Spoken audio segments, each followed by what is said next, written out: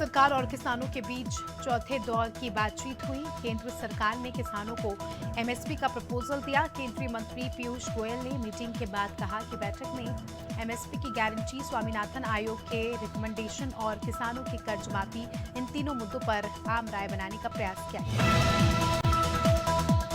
केंद्र सरकार और किसानों की मीटिंग के बाद पंजाब किसान मजदूर संघ कमेटी के जनरल सेक्रेटरी सरवण सिंह पंधेर ने कहा कि सरकार के प्रपोजल पर चर्चा करेंगे। अभी हमारी सभी मांगों को लेकर सरकार से चर्चा नहीं हो पाई है।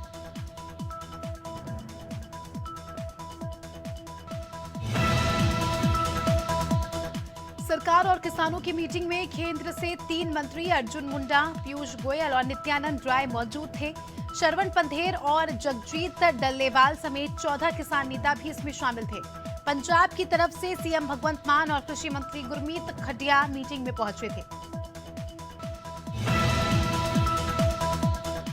छत्तीसगढ़ में आज school for rising India PM Shri योजना का शुभारंभ होगा। केंद्रीय शिक्षा मंत्री धर्मेंद्र प्रधान और सीएम विष्णुदेव साय कार्यक्रम में मुख्य अतिथि रहे। स्कूल शिक्षा मंत्री ब्रजमोहन अग्रवाल भी इस दौरान मौजूद रहे।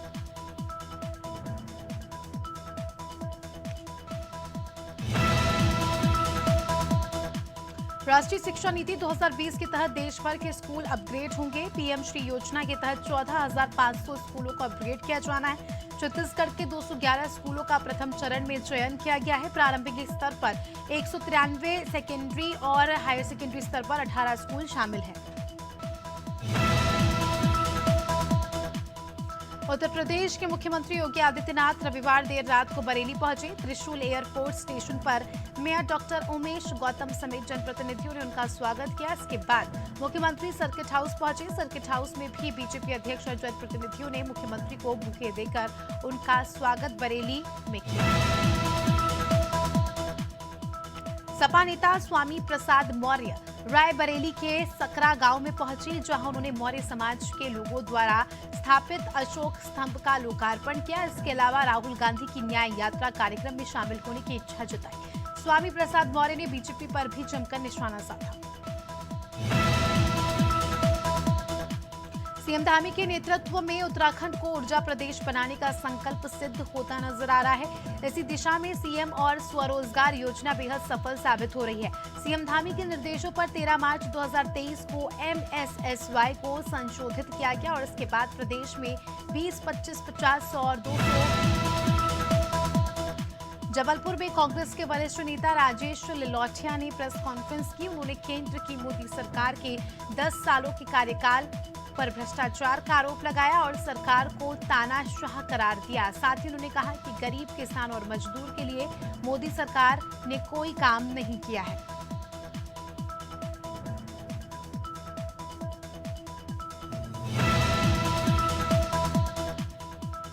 उन्नाव में राहुल गांधी की भारत जोड़ो न्याय यात्रा को लेकर कांग्रेस के प्रदेश सचिव आदर्श पटेल ने प्रेस वार्ता की। प्रदेश सचिव ने प्रेस कॉन्फ्रेंस में बताया कि राहुल गांधी की भारत जोड़ो न्याय यात्रा 21 फरवरी को उन्नाव की सीमा में प्रवेश करेगी और इस दौरान जिला अध्यक्ष आरती वाजपेयी, शहर अध्यक्ष अरुण कुशवाहा समेत अन्य कांग्रेस के कार्यकर्ता उपस्थित रहे।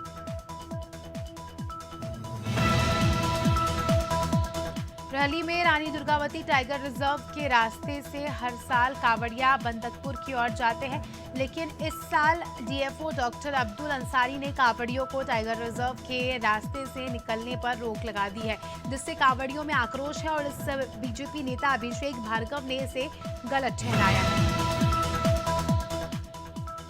बिलासपुर में पिछले दिन हुई युवक की हत्या के मामले में गृह मंत्री विजय शर्मा ने संज्ञान लिया है। खुद गृह मंत्री पीड़ित परिवार से मिले। मृतक पंकज उपाध्याय के परिजन से उन्होंने बातचीत की और उन्हें न्याय दिलाने का आश्वासन भी दिया। पंकज के पिता ने गृह मंत्री से आरोपियों के घर पर बुलडोजर कार्रवाई करने की मांग भी की है।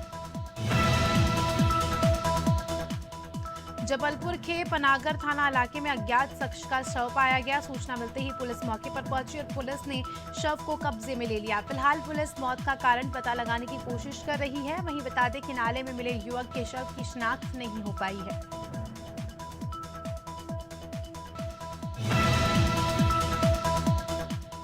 कन्नौज की आर्यवर्ता ग्रामीण बैंक के सिटी ब्रांच में सहायक प्रबंधक के पद पर कार्यरत महिला कर्मी की संदिग्ध परिस्थितियों में मौत हो गई। सूचना पर पहुंची युवती के परिजनों ने एक बैंक कर्मी पर ही हत्या करने का आरोप लगाते हुए कोतवाली में तहरीर दी है, जिसके आधार पर पुलिस ने युवक को हिरासत में लिया है। पीलीभीत में पति ने अज्ञात कारणों के चलते अपनी ही पत्नी को सोते समय फावड़े से उस पर हमला कर दिया। घटना के दौरान विवाहिता की मौके पर ही मौत हो गई। विवाहिता का बड़ा बेटा जब अपने पिता को रोकने के लिए आया तो पति ने उस पर भी हमला कर दिया।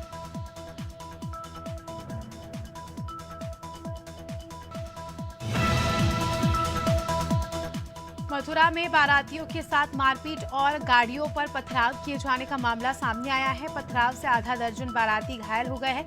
घटना की जानकारी लगते ही पुलिस मौके पर पहुंची और हालातों को कंट्रोल किया, साथ ही घायलों को इलाज के लिए अस्पताल भी भिजवाया। मामला राया थाना क्षेत्र के सुल्तानगंज मोहल्ले का है।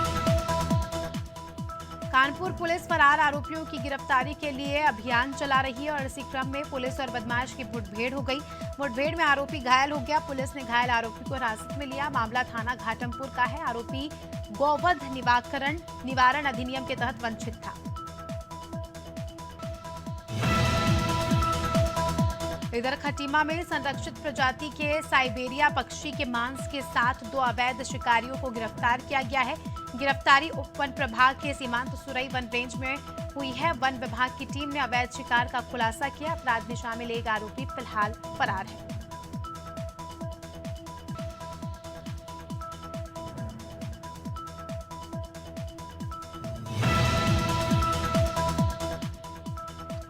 गया में पुलिस ने 3,80,000 जाली नोटों के साथ 2 युवकों को गिरफ्तार किया है। गिरफ्तार दोनों आरोपी लंबे समय से जिले में नकली नोटों को बाजार में खपाने का काम कर रहे थे। रैकेट चेरकी से संचालित होता था।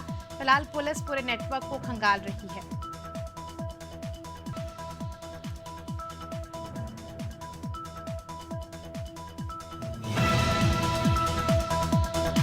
महासमुंद में पुलिस ने एक ही दिन में 2 अलग-अलग मामलों में 3 आरोपियों से 2 क्विंटल 14 किलो 900 ग्राम गांजा बरामद किया है। साथ ही पुलिस ने गिरफ्तार आरोपियों से 2 कार भी बरामद की है। जब्त गांजे की कीमत करीब 1,07,45,000 रुपए बताई जा रही है। राजधानी भोपाल की गांधीनगर पुलिस ने एक हाई प्रोफाइल चोर गिरोह को पकड़ा है। आरोपी बेंगलुरु से भोपाल आकर चोरी की वारदात को अंजाम देता था। मामले में पुलिस ने कुल 3 आरोपियों को गिरफ्तार किया है। पुलिस के मुताबिक तीनों आरोपी पहले भी जेल में बंद रह चुके हैं।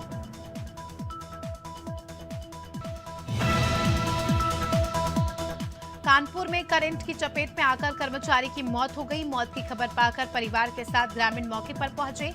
युवक पिहानी कोल्ड स्टोरेज में काम करता था। घटना के बाद कोल्ड स्टोरेज मालिक परिजन पर समझौते का दबाव बना रहे हैं। मामला अरोल थाना क्षेत्र के पिहानी कोल्ड स्टोरेज का है। बिजनौर में गुलदार ने किसान पर हमला कर दिया। घटना हल्दौर थाना क्षेत्र के पोंजनिया गांव की है। किसान पर गुलदार ने हमला करने की सूचना आसपास के किसानों ने वन विभाग को दी। सूचना मिलते ही वन विभाग की टीम मौके पर पहुंची। फिलहाल गुलदार की तलाश जारी है।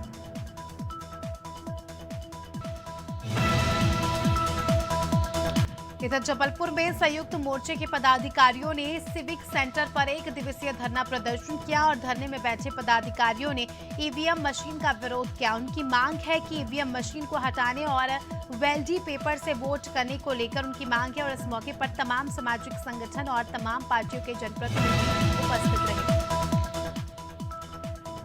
बुल्ढाना के जलगांव जामोद तहसील कार्यालय में किसानों ने हंगामा कर दिया है। यहां गुस्साए किसानों ने तहसील कार्यालय पर ताला जड़ दिया।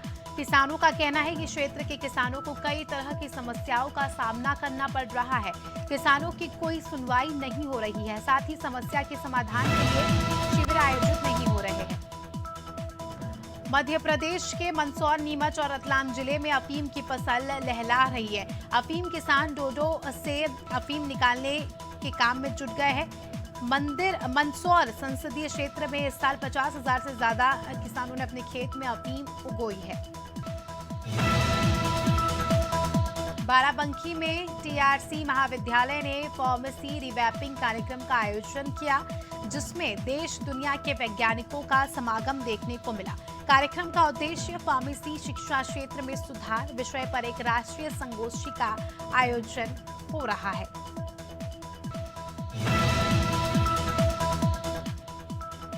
देवेंद्र नगर में शासकीय बालक उच्चतर माध्यमिक स्कूल की प्रभारी प्राचार्य उषा तिवारी को प्रभार से हटाया गया। उनकी जगह पर जानवी खरे को प्राचार्य का प्रभार सौंपा गया। अनादि टीवी पर शासकीय बालक उच्चतर माध्यमिक विद्यालय पर भ्रष्टाचार की खबर को प्रमुखता से दिखाया गया था और खबर का असर हुआ है। सिंगरौली जिले के निवास सामुदायिक स्वास्थ्य केंद्र और हायर सेकेंडरी स्कूल की जमीनों पर सालों से अतिक्रमण है और इस जमीन पर अतिक्रमण निवास क्षेत्रों के व्यापारी और आसपास के लोगों ने किया हुआ है।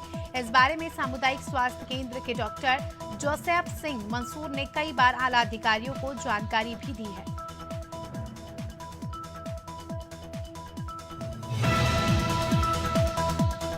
कौशाम्बी के कटैया घाट पर एनजीटी के नियमों का खुलेआम उल्लंघन हो रहा है। थाना सराय अकील के कटैया घाट में अवैध खनन पर एक्शन नहीं हो रहा है। यहां खुलेआम एनजीटी के नियमों की धज्जियां उड़ाई जा रही है। जानकारी के मुताबिक खनन माफिया अरशद सिद्दीकी पर खनन अधिकारी और पुलिस कोई एक्शन नहीं ले रही है।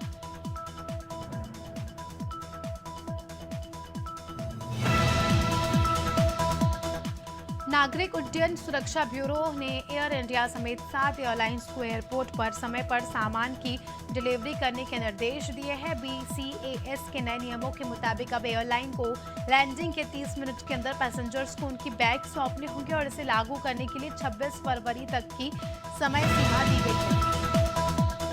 टाटा मोटर्स ने अपने लोकप्रिय मॉडलों की कीमत में कटौती की है। कंपनी ने यह फैसला स्टॉक को क्लियर करने और सेल्स के टारगेट हासिल करने के लिए लिया है। टाटा ने नेक्सॉन ईवी की कीमत 1.2 लाख रुपए तक कम की है।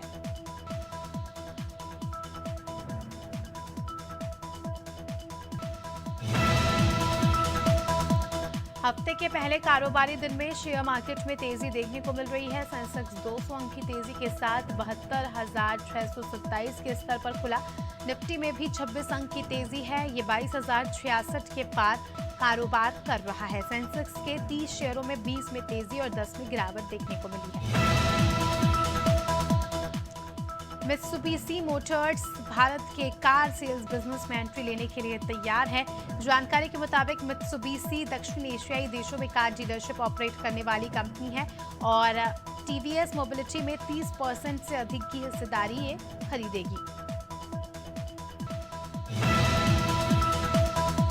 राजकोट में 557 रन के पहाड़ जैसे टारगेट के सामने इंग्लैंड टीम ने 122 रन ही बनाए। भारत ने रिकॉर्ड 434 रन से तीसरा टेस्ट जीता और 2-1 की बढ़त बनाई। मैच निरंजन शाह स्टेडियम में खेला गया। चौथा टेस्ट 23 फरवरी से रांची में शुरू होगा। यशस्वी जायसवाल एक पारी में सबसे ज्यादा सिक्स लगाने वाले खिलाड़ी बन गए। उन्होंने राजकोट में दूसरी पारी में 12 सिक्स लगाए और इसी के साथ ही उन्होंने पूर्व भारतीय बैटर नवजोत सिंह सिद्धू और मयंक अग्रवाल का रिकॉर्ड भी तोड़ा। जायसवाल ने दुनिया में इस रिकॉर्ड में पाकिस्तान के वसीम अकरम की बराबरी कर ली है।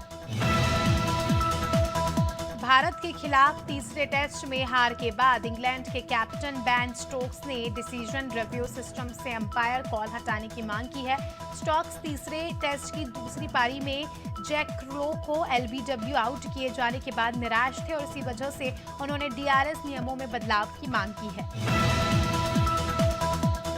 भारतीय महिला टीम ने बैडमिंटन एशिया टीम चैंपियनशिप का खिताब जीतकर इतिहास रच दिया है। भारत ने पहली बार इस चैंपियनशिप में गोल्ड जीता है। मलेशिया में खेली गई चैंपियनशिप के फाइनल में इंडियन विमेंस टीम ने थाईलैंड को 3-2 से हराया। 2016 से खेली जा रही चैंपियनशिप का ये 5वां एडिशन था।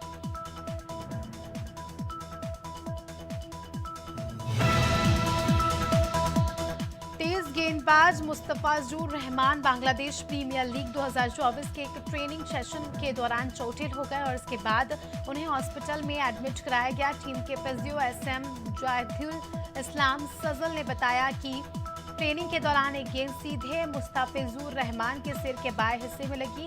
वहां एक खुला घाव हो गया और उसको लेकर उन्हें अस्पताल में भर्ती कराया गया। आगरा ताज महोत्सव 2024 का आगाज हो चुका है। रंग बिरंगी लाइटों से सजी महोत्सव की पहली सुरमई शाम को बॉलीवुड के मशहूर सिंगर जावेद अली के सुरों ने और भी जमा कर दिया है। देर रात तक दर्शक उनके गानों पर झूमते नजर आए। सालों से आगरा में ताजमहल के पास फरवरी के महीने में ताज महोत्सव होता है। 77वें बफ्टा ब्रिटिश एकेडमी फिल्म अवार्ड्स के विनर्स की घोषणा हो चुकी है। क्रिस्टोफर नॉलन की फिल्म ओपनहाइमर ने बेस्ट फिल्म समेत 7 बफ्टा अपने नाम किए। इस फिल्म के लिए डायरेक्टर क्रिस्टोफर नॉलन को best director, actor Cillian Murphy को बेस्ट लीड एक्टर और एक्टर रॉबर्ट डाउनी जूनियर को बेस्ट सपोर्टिंग एक्टर का अवार्ड मिला है। एक्ट्रेस रश्मिका मंदाना एक हादसे का शिकार होते होते बच गई। एक्ट्रेस जिस फ्लाइट से मुंबई से हैदराबाद जा रही थी, उसकी इमरजेंसी लैंडिंग करवाई गई। इस मामले की जानकारी देते हुए रश्मिका ने सोशल मीडिया पर एक फोटो शेयर किया हुआ है, जिसमें उन्होंने अपना एक्सपीरियंस शेयर किया है। अमिताभ बच्चन एक धार्मिक व्यक्ति है। उन्होंने हाल ही में अपने घर जलसा में स्थित मंदिर की झलक दिखाई थी। अमिताभ बच्चन का एक वीडियो इन दिनों सोशल मीडिया पर वायरल हो रहा है, जिसमें वो त्रिदंडी संन्यास के बारे में जिक्र कर रहे हैं।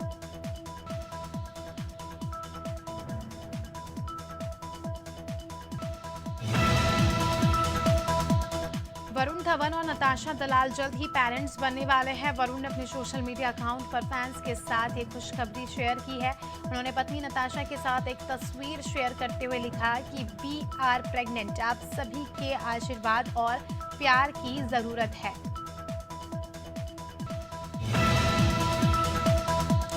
अक्षय कुमार और टाइगर श्रॉफ स्टारर फिल्म बड़े मियां छोटे मियां इन दोनों चर्चा में है। हाल ही में फिल्म का टीजर रिलीज हुआ। रविवार को फिल्म के टाइटल सॉन्ग का टीजर भी रिलीज आउट हुआ और सॉन्ग में टीजर वीडियो में अक्षय और टाइगर की जोड़ी कमाल की दिख रही है।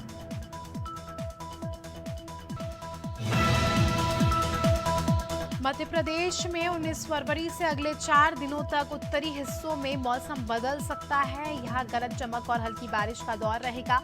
सोमवार को श्योपुर, कला, मुरैना और भिंड में बादल छाए रहेंगे, जबकि 20 फरवरी को बारिश होने के अनुमान जताए जा रहे हैं।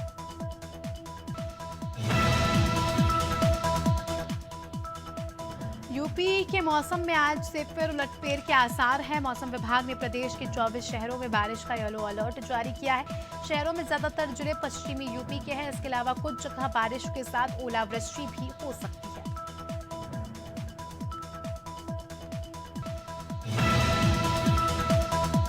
छत्तीसगढ़ में 23 फरवरी से कहीं कहीं पर हल्के बादल और बारिश छाए रह सकते हैं और आपको बता दें कि नमी के कारण मौसम थोड़ा बदल जाएगा। स्थिति अगले 2 से 3 दिनों तक ऐसी ही रहेगी और इससे पहले प्रदेश में मौसम स्थिर रहेगा।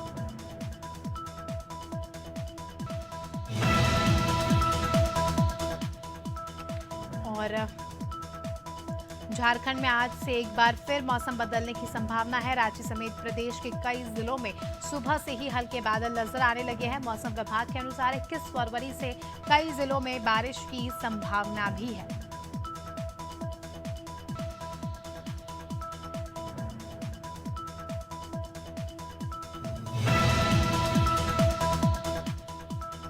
इंदौर में फरवरी के दूसरे हफ्ते में ठंड गायब रही। 4 दिनों से दिन का तापमान ज्यादा रहा। रात के तापमान में एक हफ्ते से 4 डिग्री सेल्सियस तक बढ़ोतरी हो रही है, जिससे कि दिन में खासी गर्मी महसूस हो रही है। शनिवार को तापमान 32 डिग्री से ज्यादा रिकॉर्ड किया गया। रविवार को भी ऐसी ही स्थिति रही। मौसम वैज्ञानिकों के मुताबिक फागुन के पहले हफ्ते बाद गर्मी और बढ़ती है।